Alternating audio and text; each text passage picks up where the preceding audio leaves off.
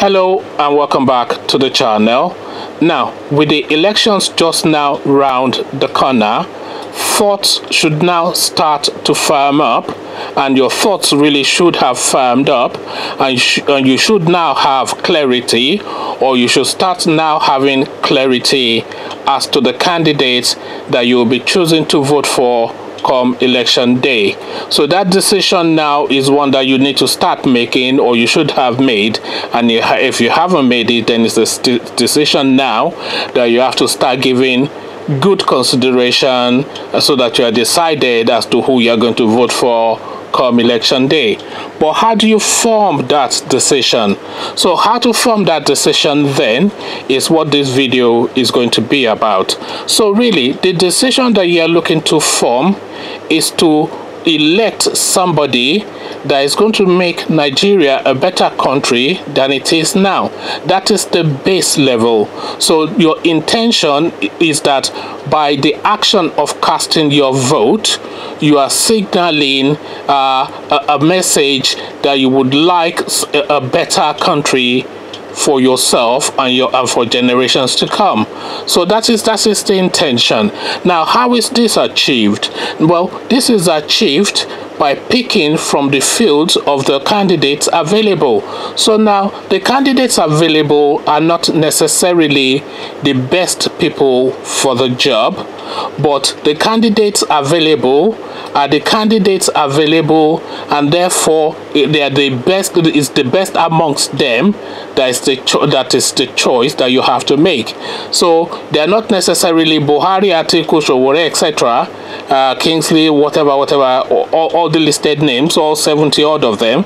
They are not necessarily the best person or the best people available within Nigeria to lead Nigeria to a better Nigeria, but they are the best available now. You know, so really that's where the pick has to come from. So now you decided your base level that what you want is somebody that by the action of casting your vote, you empower that person to create a better country than what it is now. So now how do you arrive at that decision? And there's a set criteria to arriving at that decision, and we've had a series of engagement with pretty much all of the front runners, so we've had a feel of them. So now the decision that you're looking to make is that which amongst all of these people fits certain set criterias. And what are those set criterias? The set criterias are probity, integrity, intelligence, patriotism, altruism, and virtues of that nature. So you're looking for somebody that is clean cut, is energetic, is intelligent, is forward thinking, and has come up with a series of plans via his pronouncements that signals an intention of a direction of travel for the country which aligns with your line of thinking. So you are looking to pick somebody whose public pronouncements has aligns with how you would like to see Nigeria go. So now let me give you an example. I, for instance, would like to see Nigeria have like a very IT based, a very internet-based type economy. I would like to see Nigeria have like a strong agricultural base. I would like to see Nigeria have like a good security. I would like infrastructures to be in place, and I would like particularly electricity to be fixed, and of course security as well. So these are the things that I am looking for as the panacea to what afflicts the country at the moment. So these are my wish list, and therefore the candidate that I will be looking to vote for, were I to have a vote, will be a candidate that best meets those set criteria. So now that's how the decision is to be made. So you have your set criteria, and then you have the candidates that are parading themselves in audition, and then of course you then have to pick from the candidates that are auditioning to see which fits your criteria. The next decision then rather that you have to make is that who then amongst these candidates parading themselves in audition for the post stands the best chance. So now, then you narrow it down, of course, to a narrower field. And really, the list of names that fits within that narrow field, there are no more than 5 or 6. So now let's go through those 5 or 6 names first, and let's agree that they are the 5 or 6 names that actually fits in with the wish list that we have. So now, the first one is Oby Ezekwesili. The second one is Kingsley Moghalu. The third one is Omoyele Sowore. The fourth one is Kingsley Moghalu. Then we have Fasua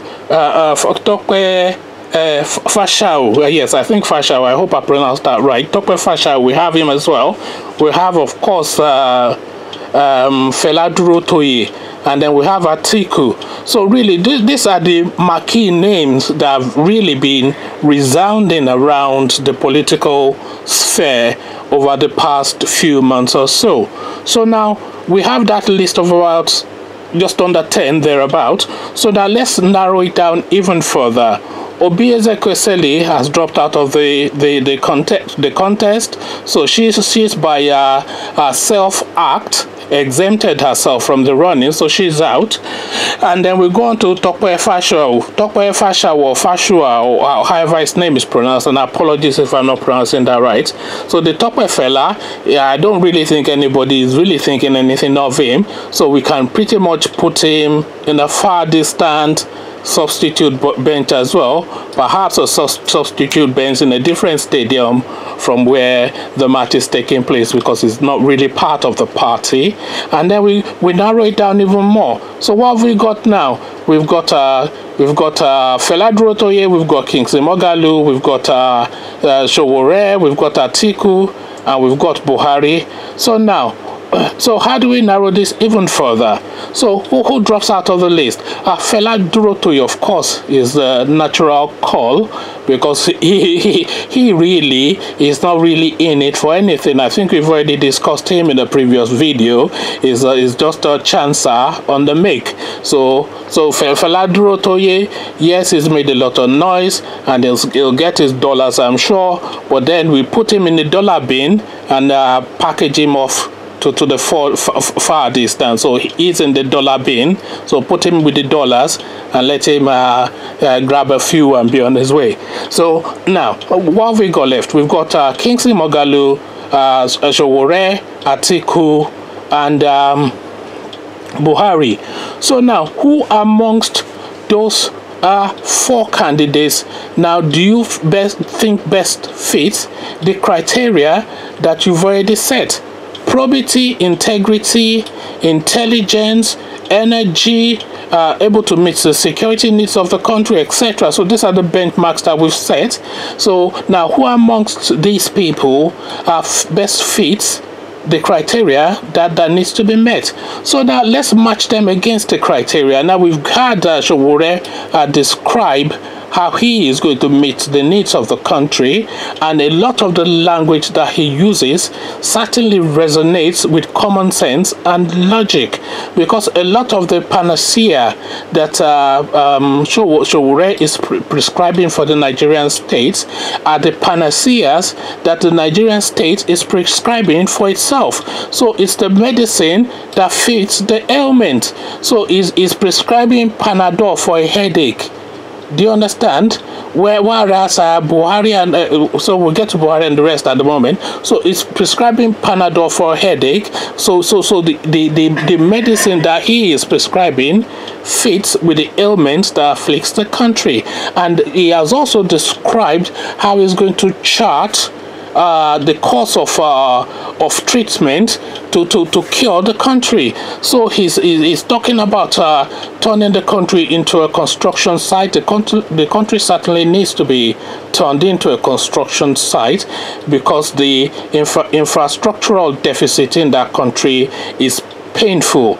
You know, you fly into Nigeria and it's like you've gone back in time. It's like you've gone back to the 1960s or the 1940s, even in some climates. It's just, even Ghana, the people say ordinary Ghana. Ghana is not ordinary anymore relative to Nigeria, because Ghana is now above us now in several of the charts of development that people look at, and business is now going to Ghana because it's safe, it's secure, and it has infrastructure, and business is not coming anywhere near Nigeria because they know they're going to get gunned down. So that's certainly turning Nigeria into a construction site is something that certainly must happen. Then tackling all these generals that are using Boko Haram as a business is certainly something that must happen.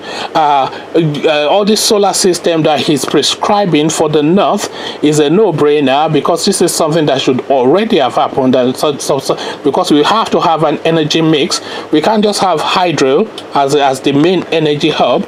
We have to have an energy mix. All over the world, they have coal, nuclear, solar, wind panels, etc. So I don't really see why this cannot happen in Nigeria. The technology is there, so it's just the purchase of it that is really what needs to happen. So he has all this prescription that fits in with the ailments that afflicts the Nigerian state. So now, Omoyele Sowore certainly a perfect fit for the Nigerian state, because he is the doctor with the right remedy for the ailment.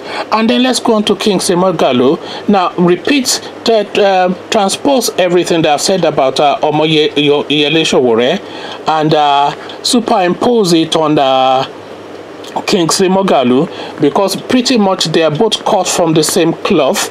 Their politics is the same, at least in terms of its drive and vision, if not in its tonality. But the difference, of course, is in the tonality and in the detail, because King Moghalu gives a more detailed breakdown of how those prescriptions will be applied. So it gives a chart of the dosages and how they will be applied and the course of treatment, and the more detailed prescription that King Moghalu prescribes, it fits more with logic and common sense, because I've already cited the example of the argument over the minimum wage, how they both agreed that it should go up, but they have different figures with different explanations, and I personally bought into the King Moghalu explanation, because it tied in with my own personal thoughts of reason and logic. So that appeals to my senses more. That's more in tandem with my thinking on form and structure.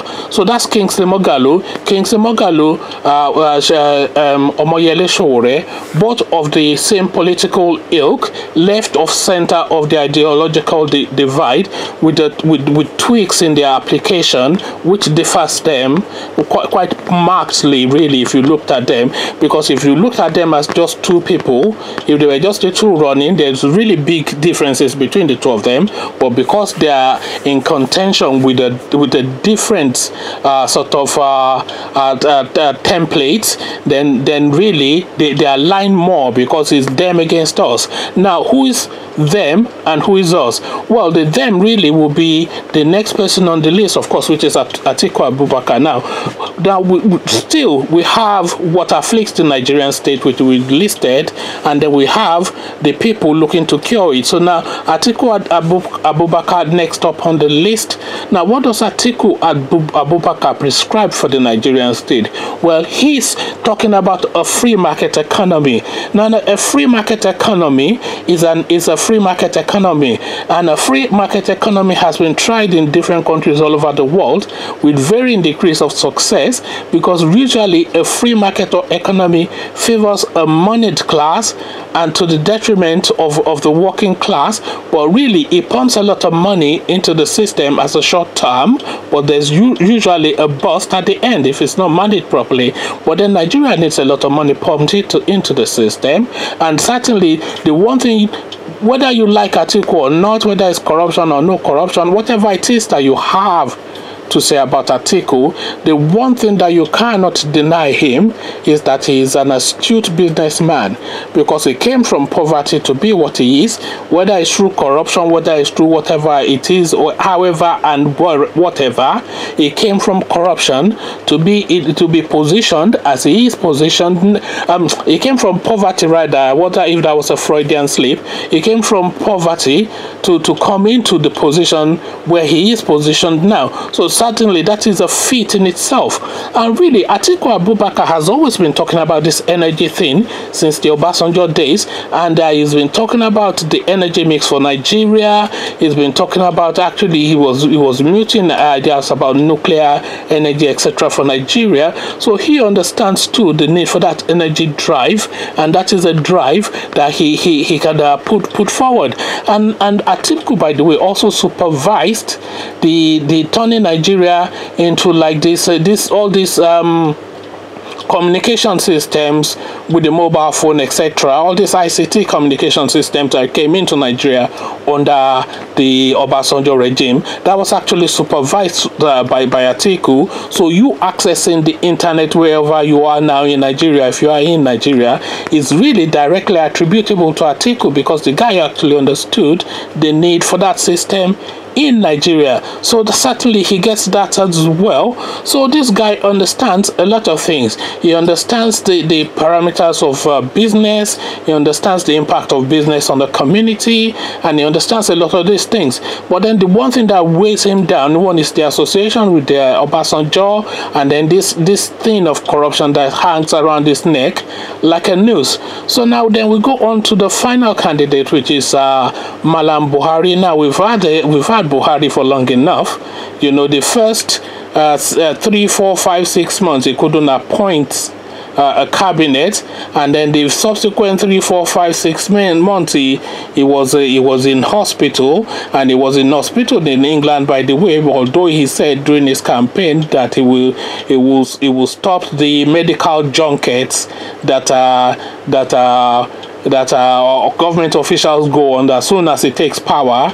But then that didn't apply to himself. It's usually the way, isn't it? You wish it, you say it firmly, and then until it comes to you, and then suddenly the rules change. So he's saying that Nigerians should learn to educate themselves in Nigeria. If they don't have money, then that's down to them. But all of his children are abroad, you know. So nothing has really functioned under Buhari. I think everybody can agree that the Buhari regime has been an unmitigated disaster, the worst experience that Nigeria has ever gone through. So now let's now benchmark Buhari against our criteria as well, in terms of intelligence, in terms of capacity, in terms of understanding what contemporary times is about, in terms of security for the nation, in terms of forward projection, all of these things.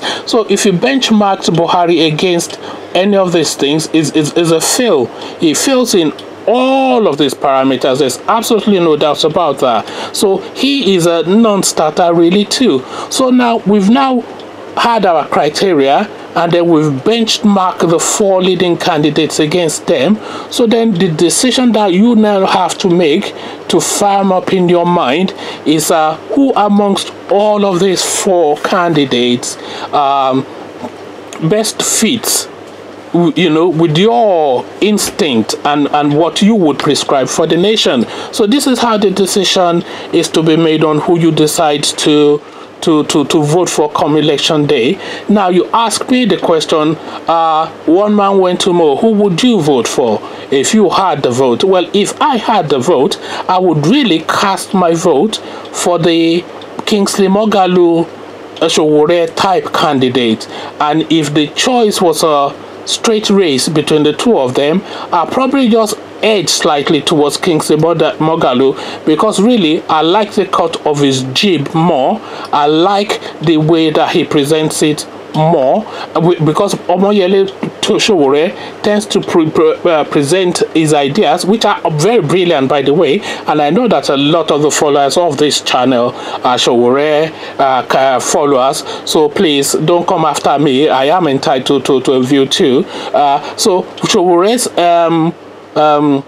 all of his ideas, they are brilliant, but they're in broad strokes. So he just paints these broad strokes, and then obviously the details will come later. And really, that's really how campaigns are run, because campaigns are not usually a detailed breakdown. They're usually in broad strokes. That's how campaigns are run all over the world. So now him describing his campaigns in broad strokes, that's fair enough. But really, the only thing that then edges it to Kingsley Moghalu for me is because Kingsley Moghalu is slightly more detailed in his presentation. Is a bit more detailed and is a bit more able to articulate the numbers better. And really, this real minutia, this paper thin difference that really weighs it in Kingsley's favor for me. So if Kingsley would get my vote, but if Omoyele Sowore was to win the election, I certainly will be at the front of the march, cheering and celebrating along with everybody else. I'll be ordering bottles too. So it's a celebration for both of them if either of them can win. But then obviously we know that the chances of either of them winning are very slim.